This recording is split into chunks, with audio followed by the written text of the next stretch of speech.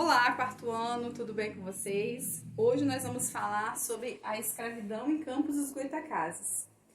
Tia Mary falou que gostaria de trazer isso para vocês, para a gente conhecer um pouco da nossa realidade. O livro Anglo não traz esse conteúdo, mas Tia Mary vai fazer um resumo para vocês e vai enviar para a gente poder ter esse conteúdo também, porque é importante a gente conhecer a nossa realidade. O município de Campos dos Goytacazes, ele começou a ser colonizado em 1627 pelos portugueses, porque antes vivia aqui o índio Goitacá, por isso o nome Campos dos Goytacazes. E aí, quando a região começou a realmente, de fato, ser colonizada, ela precisava gerar algum dinheiro, alguma renda para a coroa portuguesa, e nesse período que estava em alta era a cana-de-açúcar. Campos dos Goytacazes até hoje ainda possui grande área de cana-de-açúcar, possuiu grandes usinas e a mão de obra escrava foi fundamental para isso.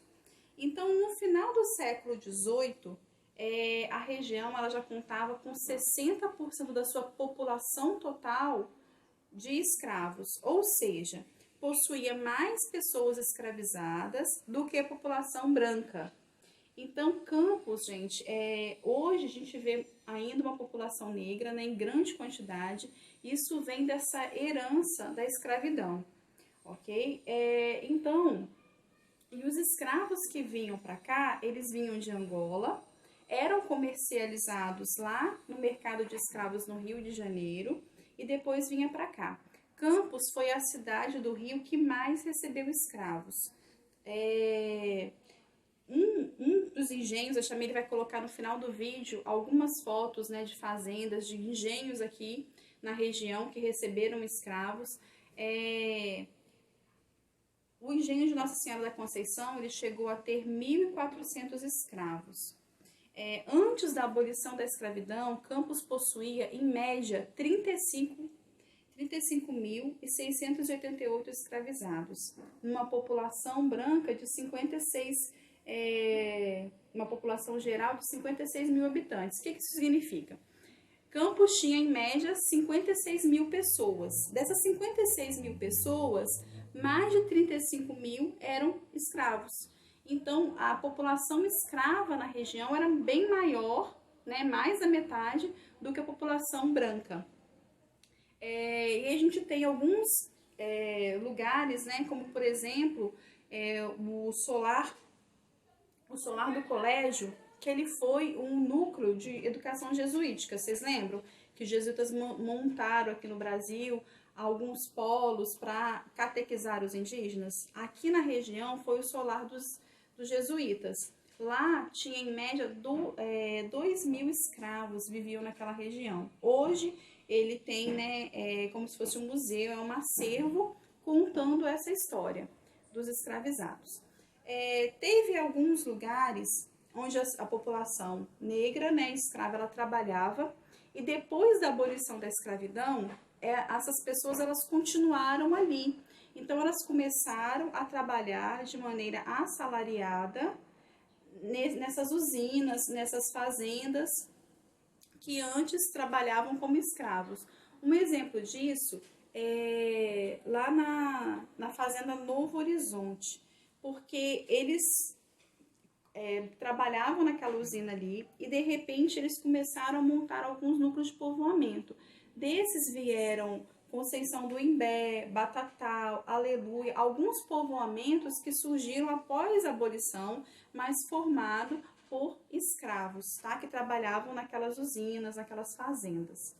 E também nós temos aqui José do Patrocínio, que foi um ícone, né, na questão da abolição dos escravos. José do Patrocínio, ele era filho de um vigário com uma escrava.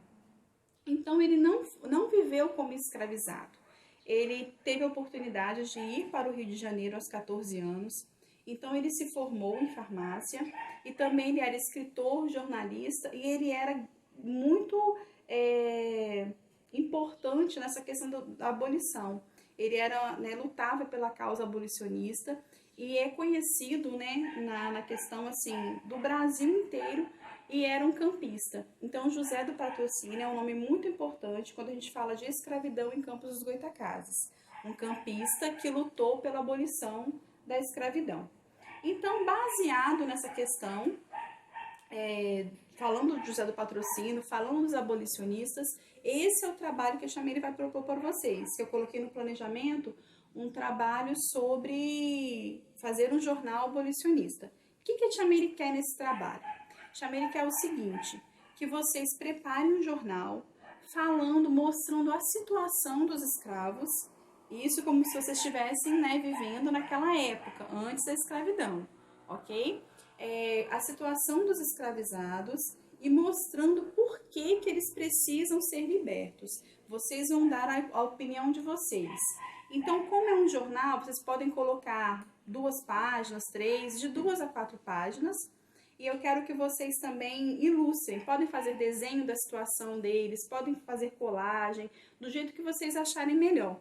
Mas esse jornal é como se fosse um jornal de circulação nacional, levando as pessoas a refletirem sobre a escravidão e sobre a importância da liberdade dos escravos. Tá bem? Então, eu vou fazer um resuminho para vocês sobre isso e no final do vídeo vou colocar as fotos das fazendas que receberam muitos escravizados vindos da África. Tá bem? Beijão!